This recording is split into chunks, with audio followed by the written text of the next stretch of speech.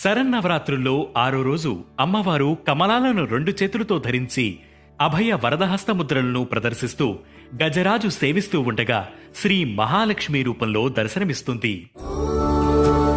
మహాలక్ష్మై నమో నమః. ఓం విష్ణుప్రియాయై నమో నమః. మహాలక్ష్మీదేవి సర్వమంగళకారిణి, ఐశ్వర్యప్రదాయిని, అష్టలక్ష్ముల సమిష్టి రూపమే మహాలక్ష్మి. ఈమె క్షీరాబ్ది పుత్రిక. డోలాసురుడనే రాక్షసుణ్ణి సంహరించిన దేవత మహాలక్ష్మి. శక్తిత్రయంలో ఈమె మధ్యశక్తి.